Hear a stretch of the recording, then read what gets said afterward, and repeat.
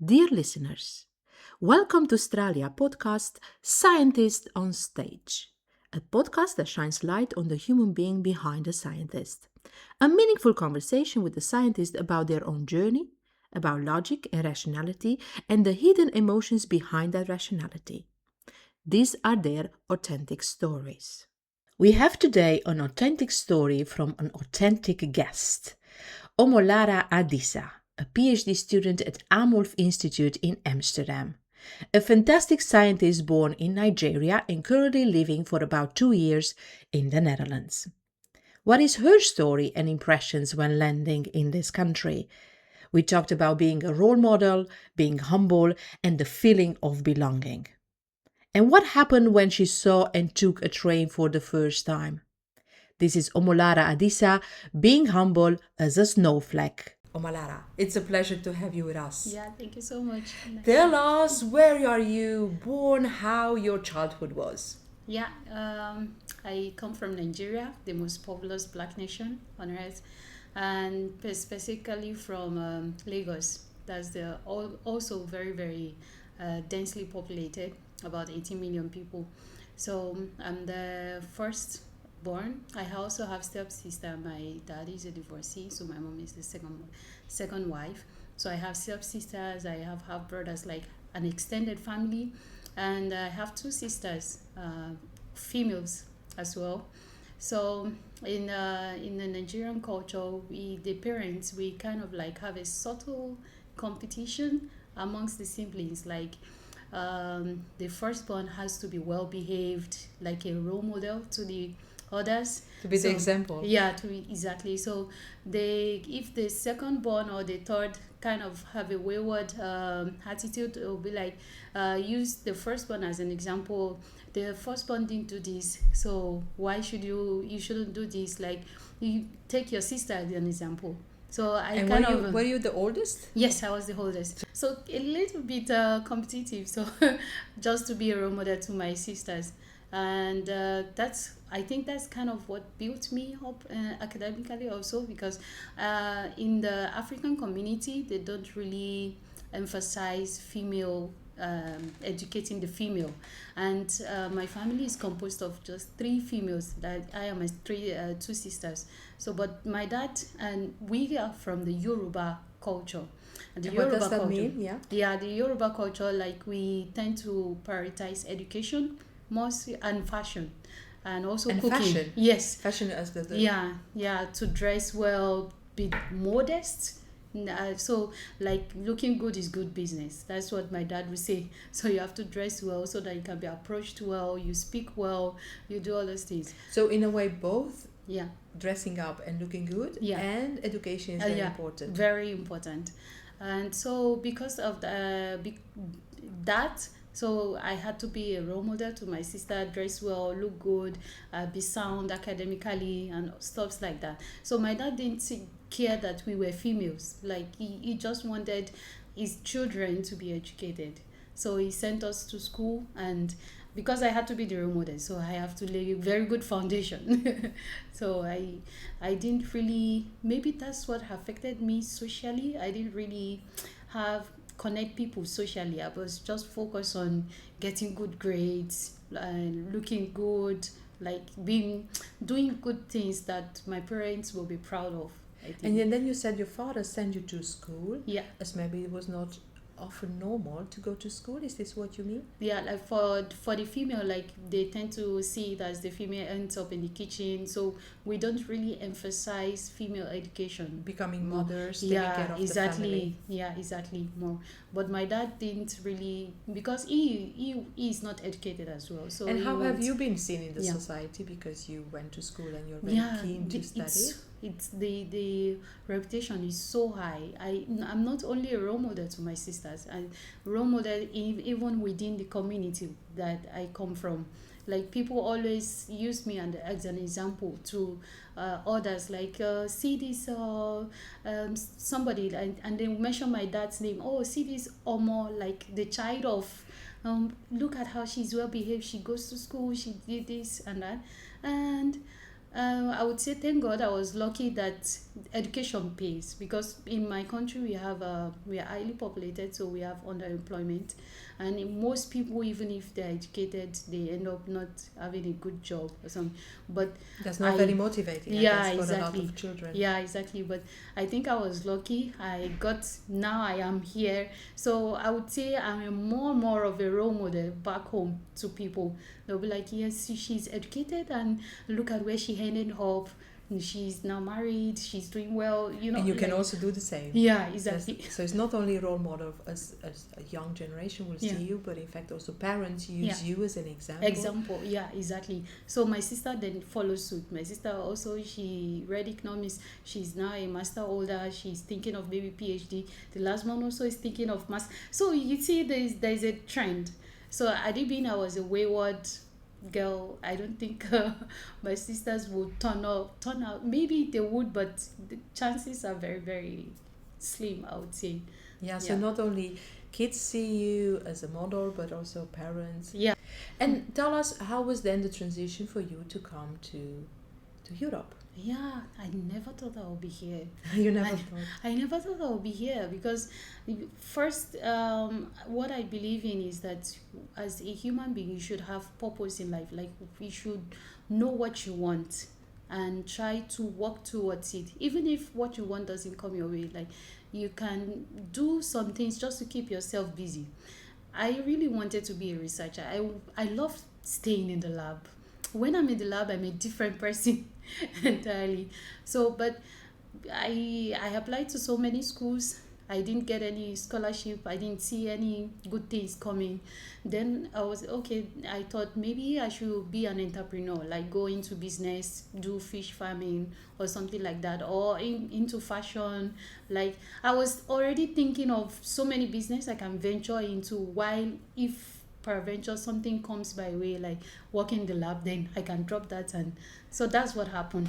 So even you consider going to fashion, although you Yeah. studied. What did you study? Yeah, I studied chemistry, You but studied chemistry, Yeah. and then you thought to go into fashion because you didn't have the possibility to go abroad, or your yeah, applications were not responded yeah, to. exactly. So I thought I should find something doing. So then the fashion thing is like being dressing modest, like a fashion of how you can dress modest. Because in my country, modesty is very very important. Like Being humble. yeah, being humble, and the way you dress, like you cover your body. Because if you're half dressed, and then people will curse you, or there's this culture thing about dressing as well in my country. So actually, in fact, dressing up and covering your Yeah. body, especially, is that only for women? Yeah, for Humble? women, like you dress modest, you cover what how do I explain myself? I think I understand. So Okay. you cover your body, don't Yeah, expose your you body don't to, expose, to be yeah. seen. Yeah, exactly. And So, how was it for you then coming to the Netherlands? You came at age, what, how old yeah, were I you? was 32. 32. Yes. You're 32, you come to the Netherlands. Yes.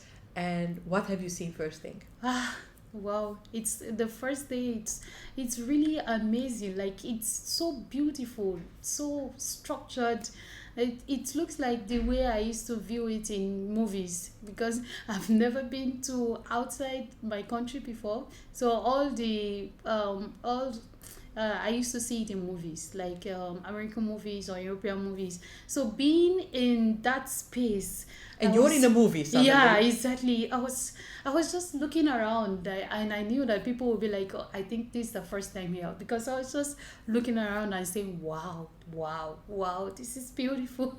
Looking around, no, I don't know how to approach people. So finally, when I was accepted here, and I came here for the second time again, I got lost at the train station, and I was looking for help. I summoned the courage to approach someone, so to direct me which train, which platform, and the person just threw his face out, like, as if I was a beggar. So I felt so embarrassed. I was crying that day. I was just teary, I would say.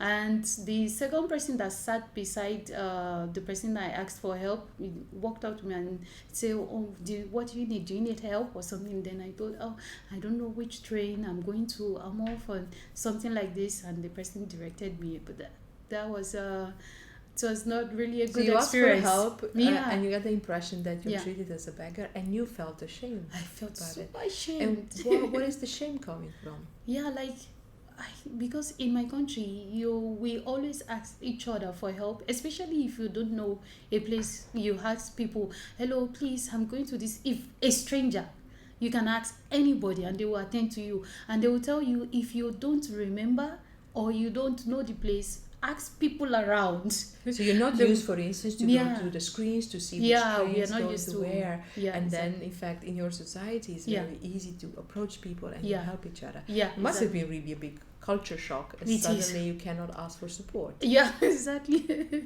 It is. I was just.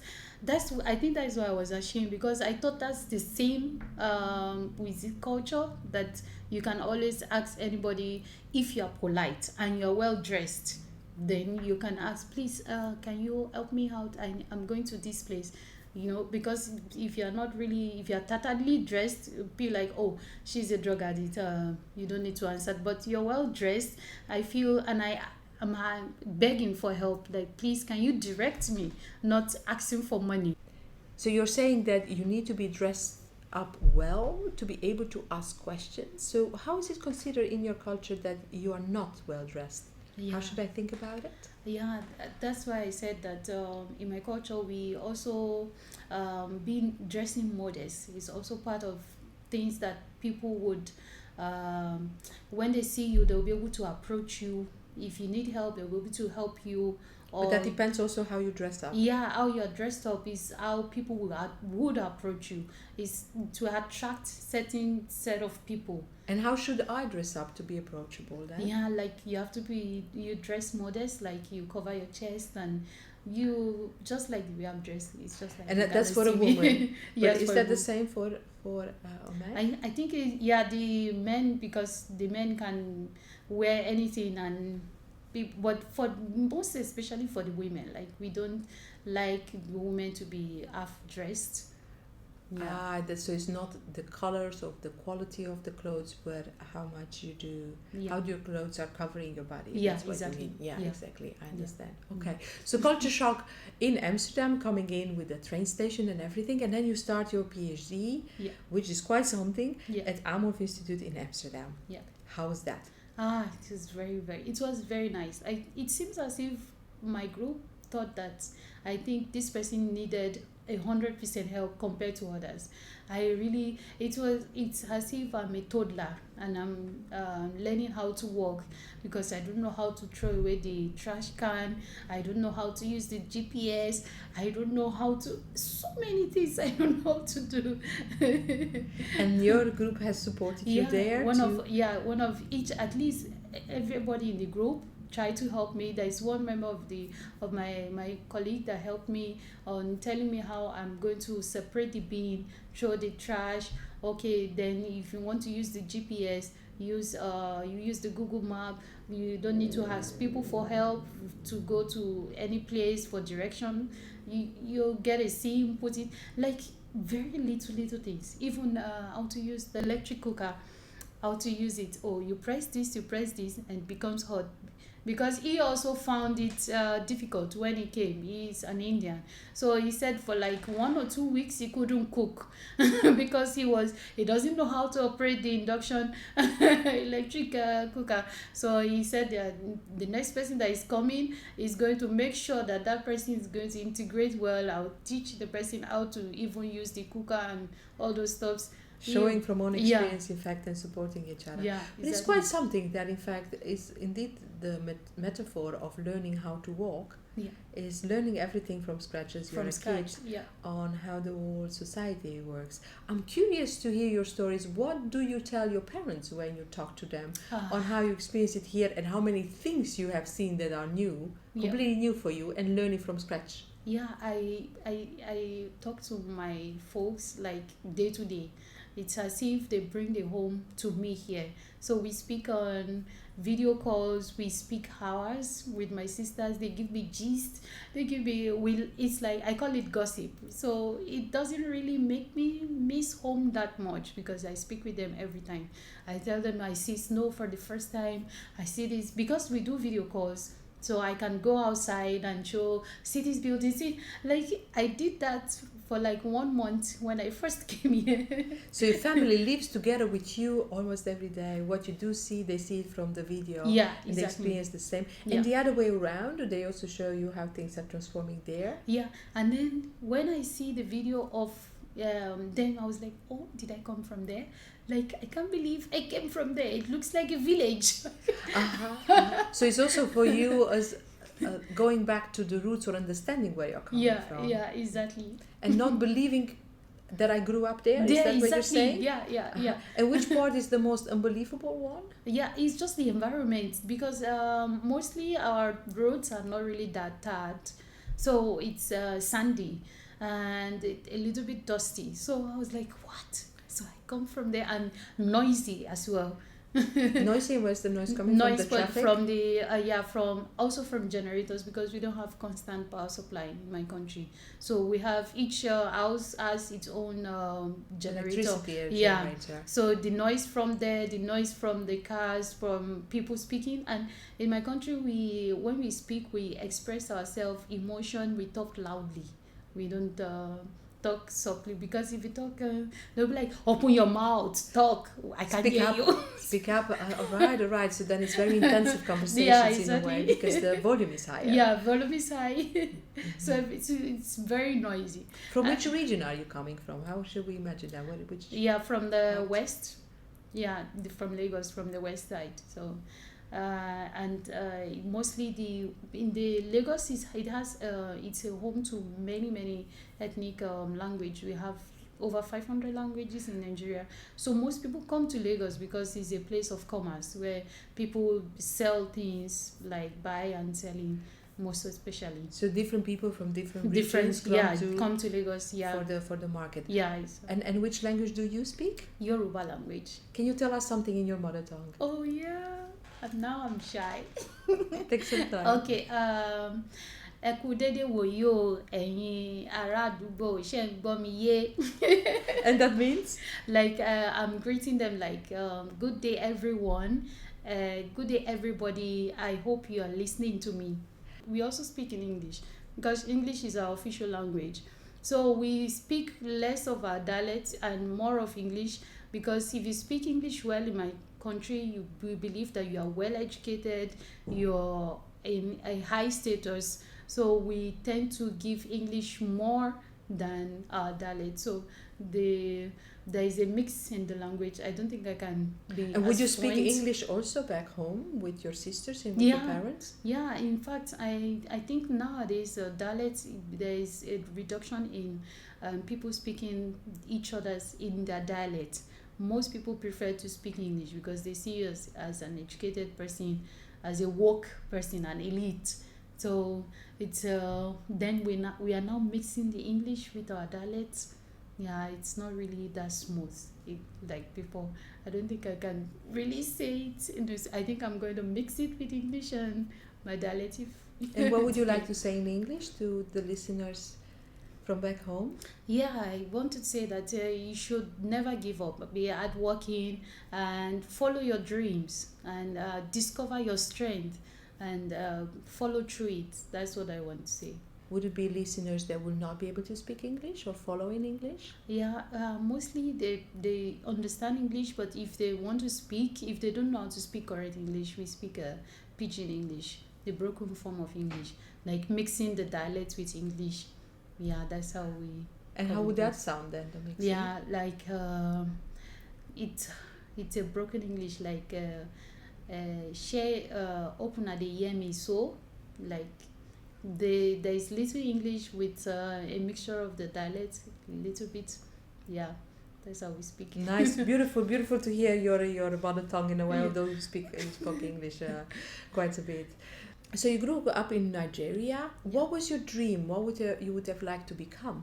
Yeah, when I was very young, we usually have this. I want to become a doctor. All these profession that are very popular, like being a doctor, being a lawyer, or being what's Professor, what? maybe? Yeah. So, but um, when I was very young, I always say I want to become a doctor, even though I don't know what it means.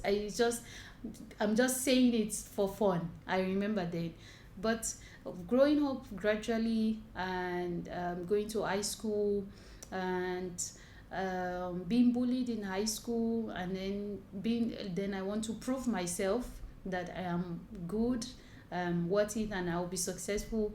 Then that's when I discover my passion. Like, oh, I love science. Oh, I love chemistry. Okay, I can do well as a researcher, something like that. Yeah. And what was the reason you were bullied at school? Yeah, I think because I think one, I went to a Christian school.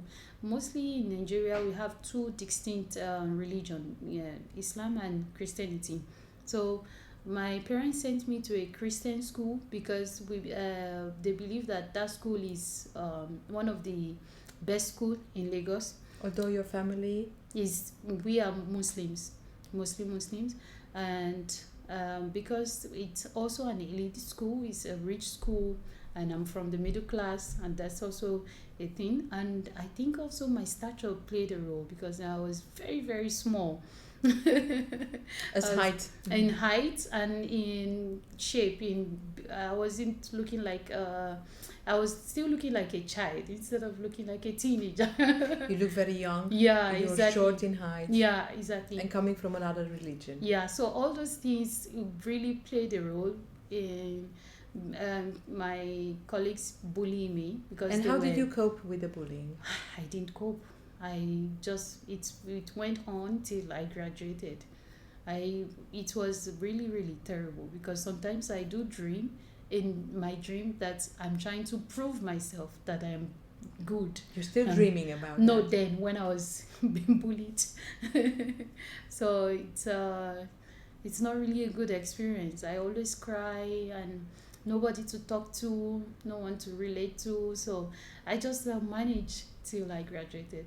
It's Yeah. funny that you say that because I think majority of us scientists, or not only, we might have experience of bullying, being bullied at Yeah. school. And I recall it was the same for me as I'm coming from the countryside, going to the city to high school, Hmm. and a lot of my colleagues, and including sometimes others, will see us, we are farmers. We are Hmm. coming from the countryside. Yeah. But I was educated home Mm. as while you're bullied, not necessarily you have to take it personally because it's not about you, it's about the other. And sometimes we will, both me and my sister will grow such a resilience in a way or a way of dealing with the situation that we would ignore the other, or the other would feel themselves as there's no point of bullying because it doesn't come personally in Yeah. any way. So Yeah. very soon after I went to high school, I knew how to deal with being bullied because of learning how to deal with that. As not it's not about me, Yeah. it's about the other person. Yeah, I understand. Uh, when I was facing those things, I couldn't even speak with my parents. I only spoke with them once, and when I told them, they came to the school, and just to vent their anger. When I discovered that it became worse, then I stopped speaking with them about it and just endure till I graduated. And once I graduated, that's when I became free. Then I focused on my studies. I got admission into the university, and I did perfectly well. And I was so proud of myself. Then the confidence came back again, and that's when I started loving science. I started discovering myself, my strengths, my weaknesses. So I think it's being bullied is a good thing and a bad thing for me at the same time. So being bullied, you're saying that also gave you the possibility to discover who you are Yeah, and what are your strengths and Yeah. what are the points you like still to work on and Yeah. develop yourself. yeah, exactly. Would you like to share those with us, your strengths? Yes, I discovered that one thing I do with my hands, like that means I have to get a job that has to do with, I have to work with my hands, not staring at the computer all day. And I noticed that I can repeat and repeat patterns. Because I like to do house chores, cook, I can repeat it every day and not get bored. So with that, I believe that if I work in the lab, I can repeat and repeat synthesis experiment and not get bored. There I became more resilient, like being perseverant. I don't know if I spoke it well. Like, so in my bachelor's research, when I did that, then I repeated and repeated and repeated, and at the end I got the experiment. I was like, yes. I was like, yes, I got it. So then I had this affirmation that if I repeat and repeat, it means that I learn from my mistake the first time, the second time, the third time is going to be come out well. So that's when I It's the discovered. persuasion you're Yeah. talking about. Yeah, And keep on doing things till they are perfect. yeah, Let's make them perfect, a sort of perfectionist, yeah, if I'll call it like this. exactly. I'm kind of a perfectionist. I like things to come out perfectly. Even if it comes out perfect the first time, I want it to be more perfect. So I repeat again to be more perfect, to be cautious so I don't make a mistake. And I like to do it on my own. I don't like to ask for help. Oh, can you join me to do this? I want to do it on my own. So that's when I discover, oh, I think I can be an independent scientist in the lab. I can repeat experiments. I can be resilient. That's when I discover my strength. Could Yeah. it be that gives you fulfillment when you do things alone, and then when Yes. the experiment results are perfect? Yes. Yes. Have you got ever it thought right. about what happens as you need more time to repeat certain things to get them perfect? Yeah, Do exactly. you consider that doing a PhD means to have everything perfect as well? Yes, I do. And I think the downside, one of my weaknesses is the time management, because I want things to be perfect. I keep repeating and repeating, then I lose track of time. But I just What will feel happen like, then if your experiments are not perfect or the data is not perfect? yeah, then I'll still I don't know, I will still repeat like, oh, this thing is not giving me what it's meant to give me. Then I repeat again, and until I knew that I'm going to get it at the end. But I just have to repeat and be cautious of the mistake I made the first time, not to do it the second time again. It was really, really tough. I kept repeating and repeating. It wasn't giving me till, and it paid. I later got the good result. Now I'm about to write my first paper. But yes, I lost track of time. It's just the time. But I'm happy. I don't mind. How do you see your future going ahead? And Hmm. talking then also maybe the connection with your home country.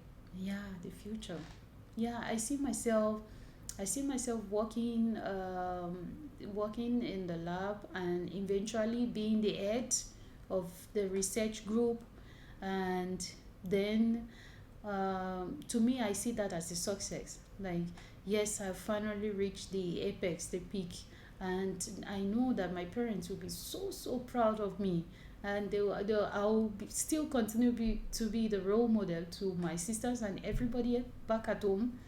Even till now, people would, if they want to mention my name with respect, with dignity, it's so fulfilling. That's the fulfillment Yeah. I see. Do you ever consider to go back to your home country? Yeah, just for vacation. I'm sorry to say I love it here. I love it here compared to my home country. My home country is noisy and we are densely populated, so there is unemployment. I don't want to go back and start racing for employment or I love the peace. It's so nice here. I know I cannot have everything. The weather is what I have to deal with, but I can have everything. I just, at least 80%, I love it here. So I can go back to my home country for a vacation, maybe 1 month, 2 months, or invest also in my home country and then come back. It's just like going back and forth, something like that. Yeah. And I can imagine coming from a warm climate. Yeah, Here exactly. it's very different in the Netherlands when it's Yeah. raining. And cold. Always cold. How was it? Tell us, how was it for you to see snow for the first time? Oh my god, the first time when I came here for the interview, I saw snow and I was just gobsmashed. I kept looking. Oh my god, this is snow, because I only see snow in movies. I've never seen it in reality. I was so surprised, amazed, so many emotions running through me when I saw it.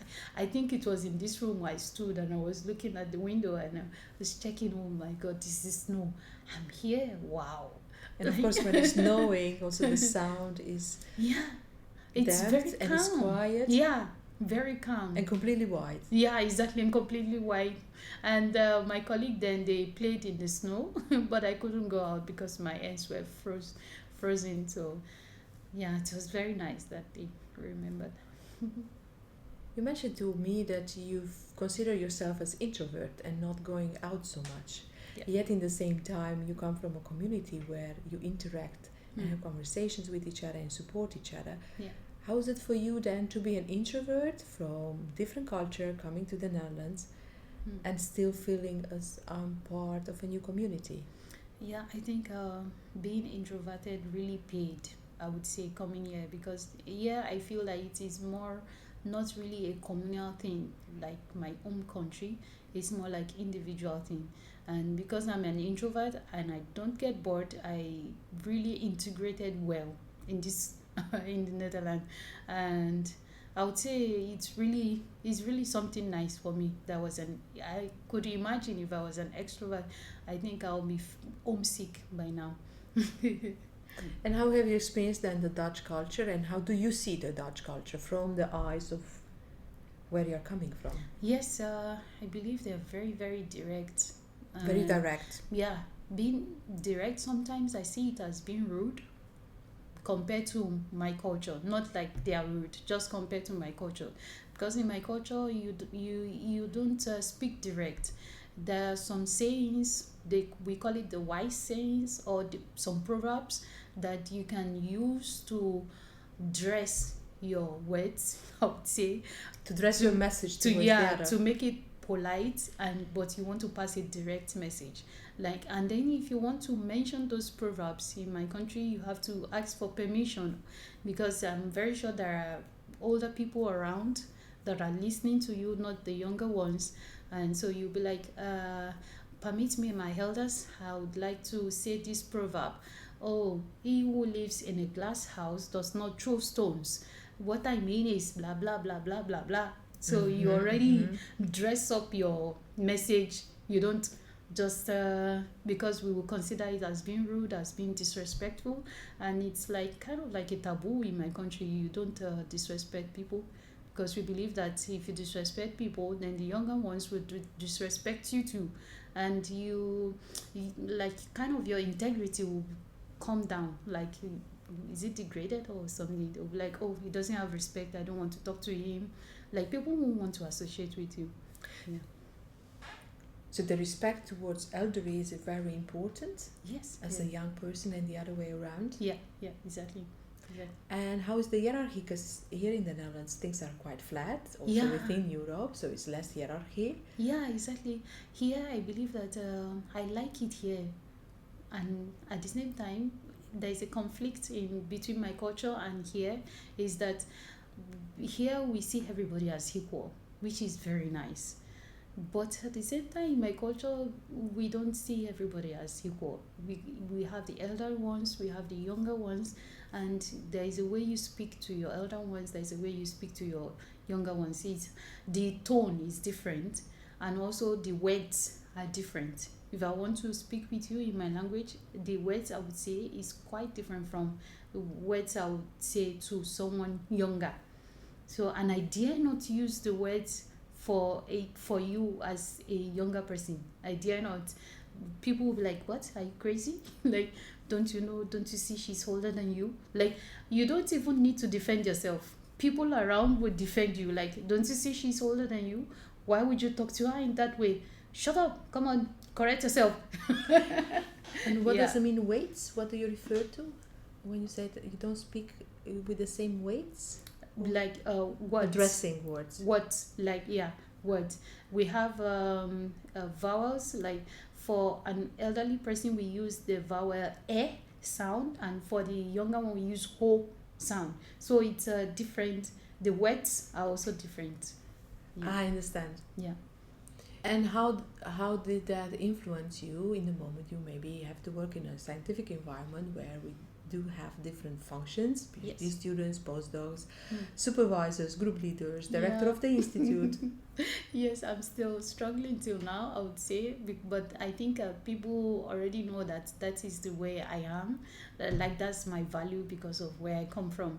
I find it difficult to call people by their first name, because even in my country, in the professional setting, you don't call people by their first name. You call the title and also their last name.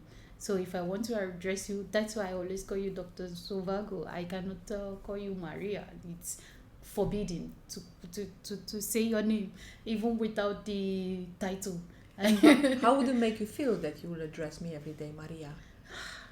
I feel bad, like I've done something wrong. I just I keep dwelling in it. Oh my God, like, It's going deep. yeah, like I've done something wrong, like I'm not meant to do Just that. because you call me Maria. Yeah, exactly. And how do you feel if maybe somebody younger calls you by your first name? How is that then feeling for you? Yeah, back at home, no, I won't accept that.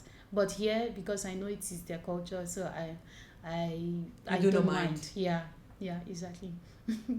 Even in my language, you don't call people by their names. You attach, maybe if the person is a female, like auntie, and then if the person is a male, you attach brother.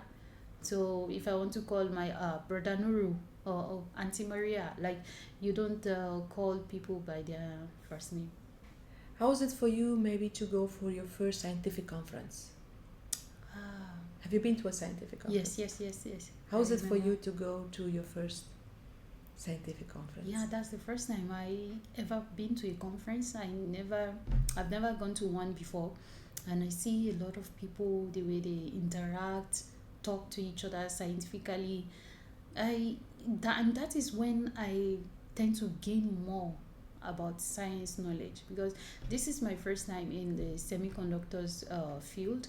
What I did in both my master's and bachelor's were on water analysis, how to purify wastewater and synthesize maybe metals to purify wastewater. But here is semiconductor, a different field entirely, which I don't know anything about.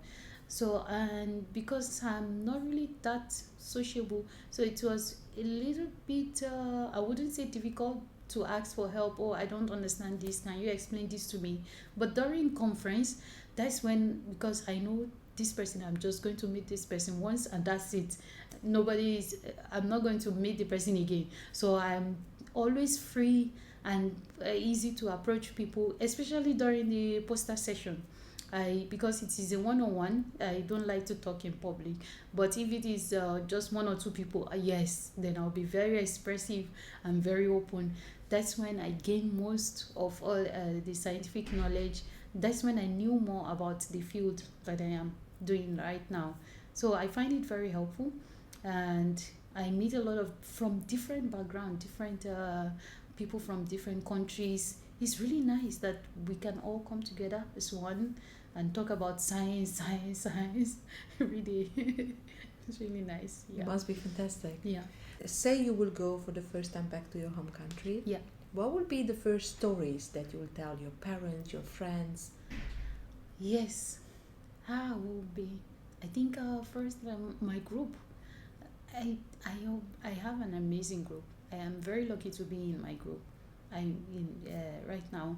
You'll tell the story about your research group in the Netherlands. Yeah. About the way they always welcome me, they don't judge me.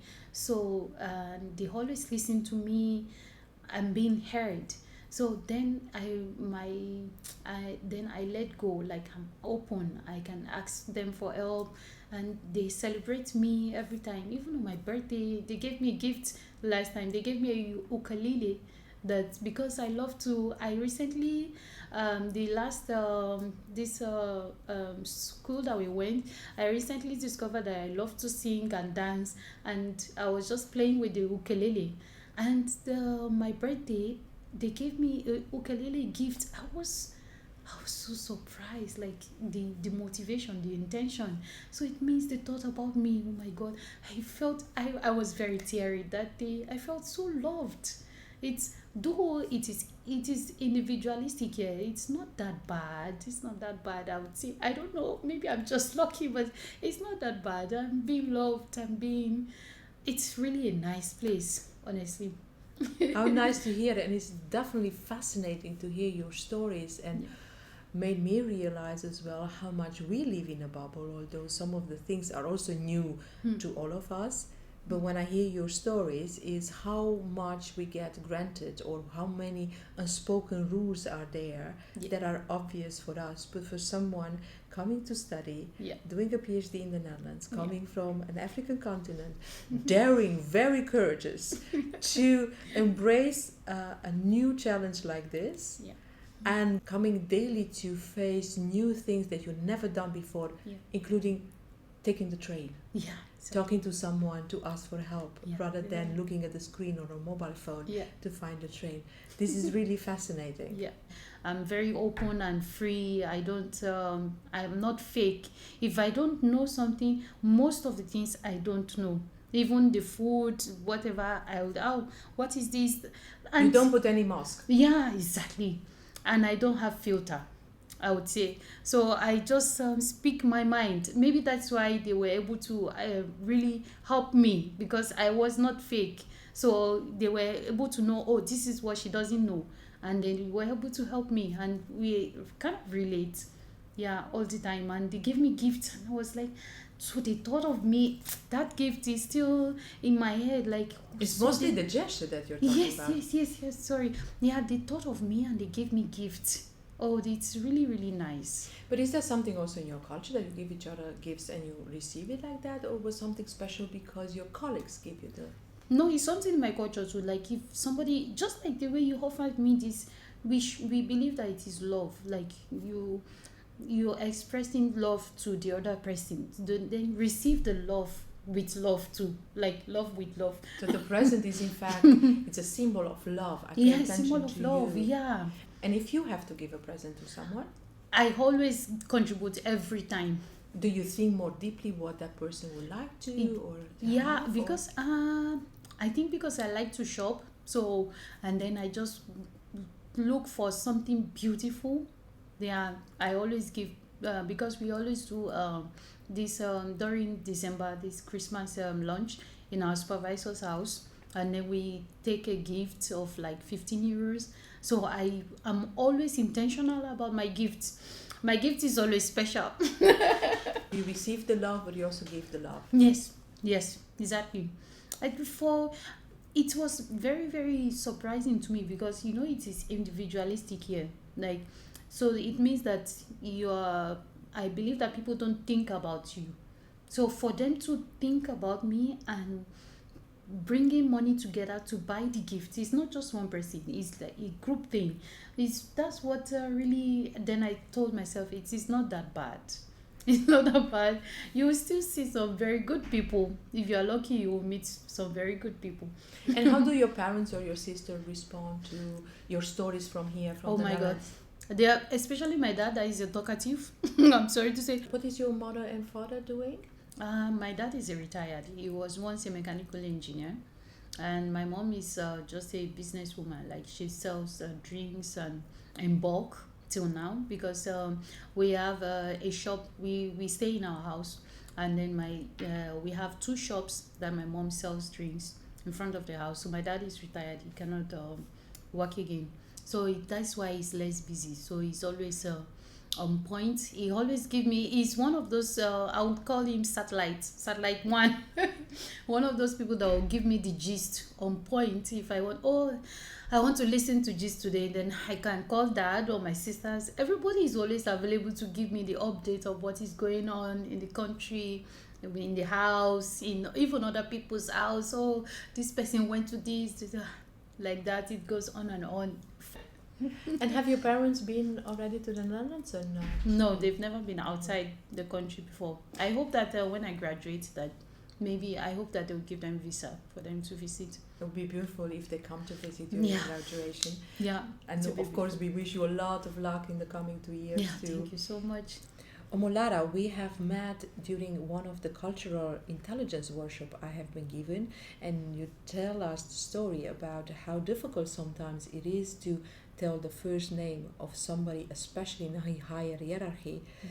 And in one of the exercises that we gave together, we had to tell the first name of the person sitting on our left while we are all standing in a circle. And I recall catching myself in a bubble when I realized you could not say the first name of the professor sitting next to you. Yeah, I I remembered what happened then.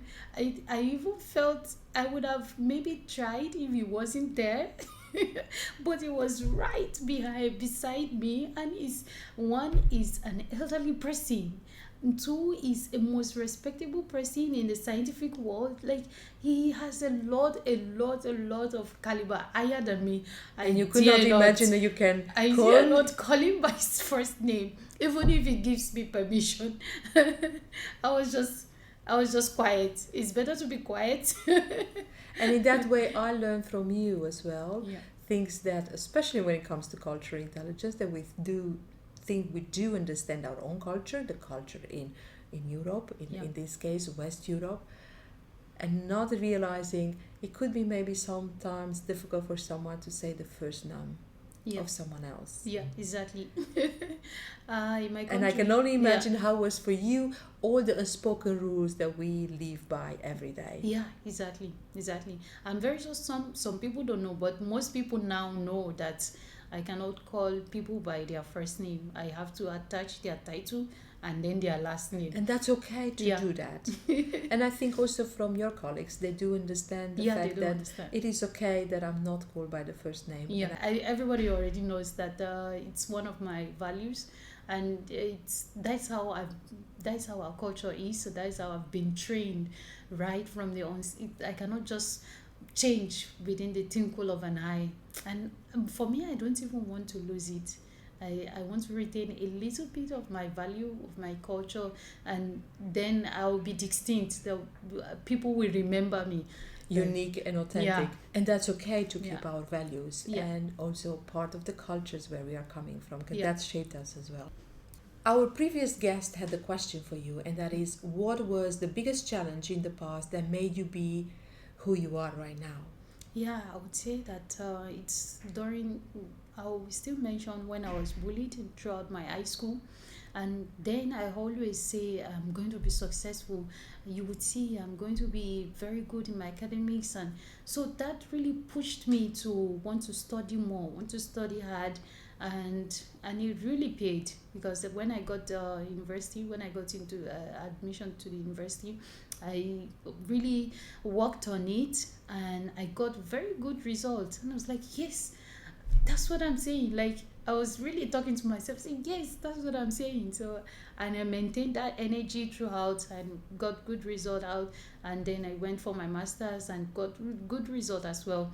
So it's really paid. And during my master's is when I met my supervisor. That's my master's supervisor. She came here for a conference and got my present supervisor, and he was like, oh, he's looking for a student. If you have any student that is interested in materials, synthesis of material. And when she came back to Nigeria, she put it on the WhatsApp.